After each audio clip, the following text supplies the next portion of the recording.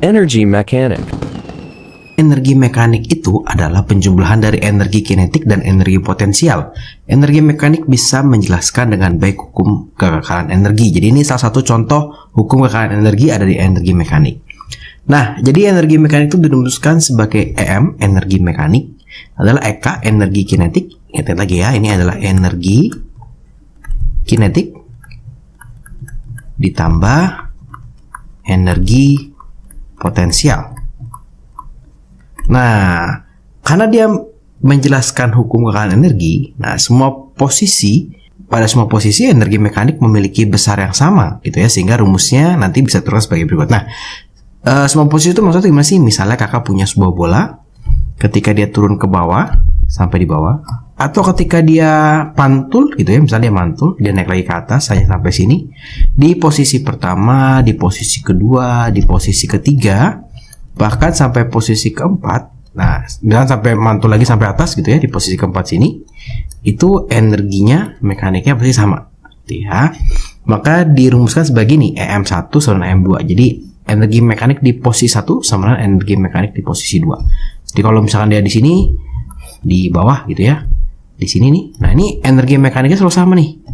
Ini energi mekaniknya, nah ini selalu sama. Yang berubah apa sih? Yang berubah energi potensial dan energi kinetiknya. Jadi kalau semakin tinggi, nah ini berarti energi potensialnya paling besar nih. Nah, energi kinetiknya kecil. Tapi kalau di bawah, nah semakin ke bawah, ini kalau yang ini semakin ke bawah, energi potensialnya semakin kecil, energi kinetisnya semakin besar. Di sini energi kinetiknya paling besar, di bawah energi kinetik paling besar, energi potensialnya paling kecil, nah, atau 0 karena nggak ada ketinggian, ya. Nah, nanti si energi mekanik ini tentunya diturunkan lagi dengan rumusnya ini ya, tadi EK1 tambah EP1 dan EK2 tambah EP2. Jadi selalu ada dua posisi yang kita mainkan. Kita akan coba aja langsung di contoh soal. Nah, ini ada batu 500 gram jatuh dari ketinggian 50 meter, ya. Berapa energi potensial dan energi kinetik sebelum jatuh? Berapa energi potensial dan energi kinetik setelah ketinggiannya tinggal 10 meter, ya. Jadi kita punya sebuah batu ada di posisi pertama. Batu itu jatuh ke bawah ke posisi kedua, gitu ya. Nah, ini tingginya, posisi pertama ini tingginya itu adalah 50 meter. Posisi kedua ini tingginya adalah 10 meter, gitu ya. Jadi kalau di posisi pertama kita gampang nih, ini masanya pasti sama semua nih, masanya pasti sama. Langsung kita ubah jadi kilogram, ingat ya masa selalu kita pakai kilogram. Di posisi pertama kita bisa hitung EK-nya dan EP-nya. Nih, EK-nya dulu. Karena dia bilang jatuh bebas, berarti kecepatannya 0, maka EK-nya pasti 0. Oke ya, jadi kalau jatuh di posisi pertama di atas pasti EK-nya 0. EP-nya kita pakai rumus aja nih, M dikali G dikali H. M-nya adalah 0,5, G-nya adalah 10, H-nya adalah 50. Nanti kita dapat nih, berarti ini 250 Joule. Oke, simpan dulu. Nah, sekarang kita mau mencari EK EP di sini. Nah, EP-nya berapa? EK-nya berapa gitu ya. EP-nya dulu yang gampang. M dikali G dikali H. Kenapa Kak bilang gampang? Karena nggak berkaitan dengan kecepatan, tinggal tahu tinggi beres. M-nya 0,5 dikali G-nya 10 dikali H-nya 10. Nanti ini dapat artinya 50 Joule, ya. Nah, yang agak sulit nanti menghitung EK-nya. Kenapa EK2? EK di posisi 2 ini 1 ya. EK di posisi 2 itu adalah setengah dikali M dikali V-nya 2 kuadrat. Nah, ini jadi masalah nih, V2 kuadratnya gimana nih? Jadi kakak di sini belum pakai hukum kekekalan mekaniknya ya, kakak pengen membuktikan nih hukum kekekalan energinya.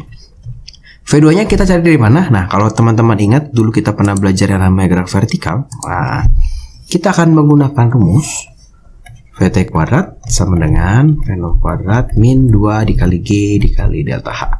Kenapa kita pakai rumus ini? Karena kita tidak tahu nih berapa lama sih dia jatuh dari 50 ke 10. Oke. VT itu V yang kedua, berarti ini yang kita cari. V0 itu di atas, berarti 0 gitu ya. Dikurang 2 dikali 10. Delta H itu berarti H2 dikurang H1, 10 dikurang 50 berarti dapatnya minus 40.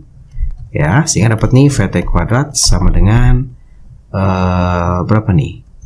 Positif 20 kali 40 berarti 800. Nah, VT kuadrat adalah 800. Kakak nggak akarin ya, karena nanti kita pakainya ke sini nih. Nah, nanti kita pakai ke sini. Adalah V2 nih ceritanya. Nah, ini kalau kita hitung, maka EK2 sama dengan setengah dikali M-nya 0,5 dikali 800 gitu ya. Ini kita coret 400 dikali 0,5 dapatnya 200. Nah, 200 Joule. Nah, kita sudah dapat sekarang kita membuktikan apakah kejadian ini memenuhi hukum kekekalan energi gitu ya. Berarti energi mekanik di posisi 1 mesti sama dengan energi mekanik di posisi 2. Energi potensial 1 ditambah EK1 sama dengan EP2 ditambah EK2 gitu ya.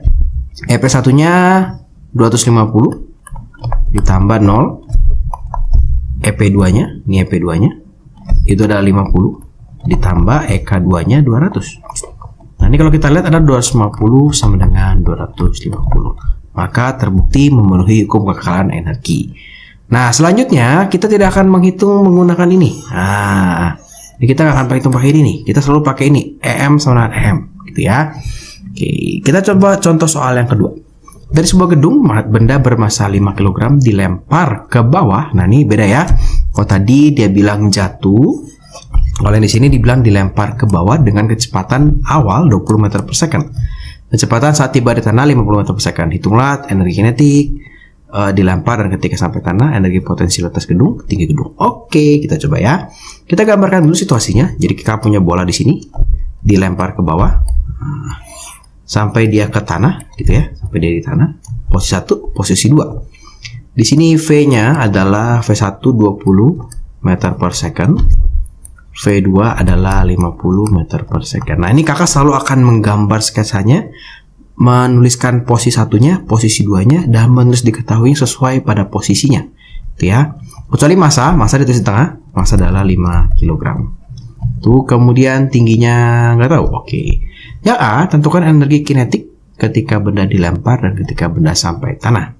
Maka di sini kakak bisa hitung EK1-nya setengah dikali M dikali V kuadrat. Setengah dikali 5 dikali V kuadratnya 20 kuadrat berarti 400 ya.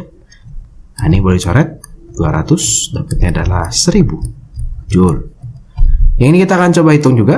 EK2 setengah dikali M dikali V kuadrat. V2 kuadrat tentunya setengah dikali 5 dikali V2 kuadrat itu adalah 50 kuadrat berarti 2500. Nah, ini kalau dicoret jadi 1250 dikali 5 dapatnya 6250 Joule.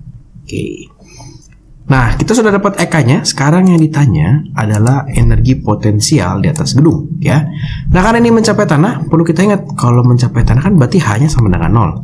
Berarti EP2-nya pasti 0 nih. Kenapa? Karena M dikali G dikali H, H-nya 0. Berarti ini 0 Joule. Oke, sekarang kita menggunakan hukum kekekalan mekanik. EM1 sama dengan EM2, gitu ya. Berarti ini EK di posisi 1 ditambah EP di posisi 1 sama dengan EK di posisi 2 ditambah EP di posisi 2. Ini kebalik-balik nggak apa-apa ya. EP dulu boleh, EK dulu boleh. EK satunya adalah 1000. Nah, EP satunya kita belum tahu. EK 2-nya itu adalah berapa nih? 6250. Ditambah EP 2-nya itu adalah 0. Nah, oke ya. Saya kita dapat nih EP satunya itu adalah ini pindah ke sini jadi dikurang 5250. Nah, sekarang baru kita mencari. Nah, yang kita dapat nih EP1. Nah, EP1 itu kan adalah energi potensial di atas gedung. Berarti ini dapat ya. Sekarang kita mencari